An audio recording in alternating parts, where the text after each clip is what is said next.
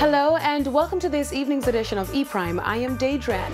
Reggae star Buju Banton officially performed at the second stop of his Long Walk to Freedom Caribbean tour over the weekend. Buju delivered an exceptional performance in the Bahamas to a sold-out audience who gathered at the Thomas A. Robinson Stadium. This marks Buju's second overall performance since being released from prison. The Bahamas leg of the Long Walk to Freedom tour also featured performances from rappers Kodak Black and Lil Duval, Nigerian singing sensation Davido, among others.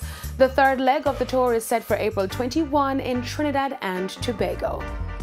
Friday night saw the fashionable showcase of designs at Saint International and Campari Style, hosting the Jamaica Avant-Garde Design of the Year event, the Red Glamour Celebration.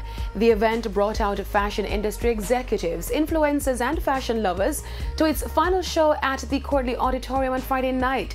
Designers were given a chance to create a design around the theme Reggae meets Campari to capture the essence of the brand as well as cultural elements.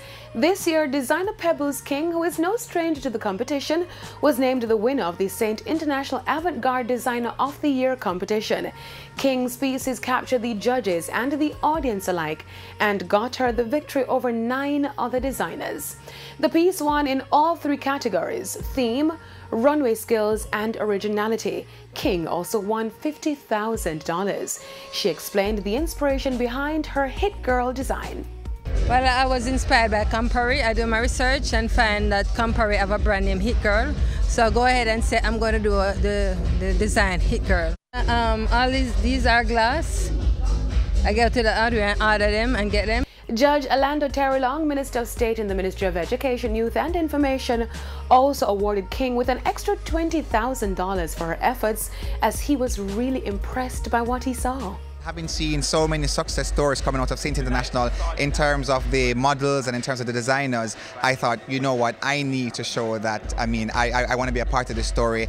I need to show that, Dwight, thank you for continue to inspiring us as Jamaicans to do better and also to create more opportunities for young people. For me, there's nothing more heartwarming than when I see these young people, the first time I meet many of them, they don't know what they want to do. They don't have a clue that the world beckons, and that is always part of my motivation. I said, watch what's going to happen to him, or watch what's going to happen to her.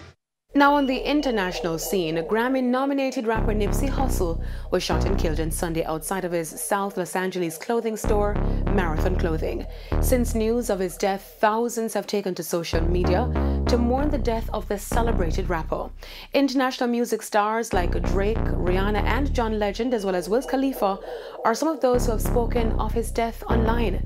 Los Angeles legend Snoop Dogg also sent prayers out to Nipsey Hussle's girlfriend, actress Lauren London, and the rest of his family. Nipsey is known for the tracks Racks in the Middle, Double Up, among others. His 2018 album Victory Lap earned him a Grammy nomination for Best Rap Album. The album featured artists Puff Daddy, YG, Kendrick Lamar, and Marsha Ambrosius. That's it for this evening's edition of E-Prime. I am Daedran. Thank you for watching.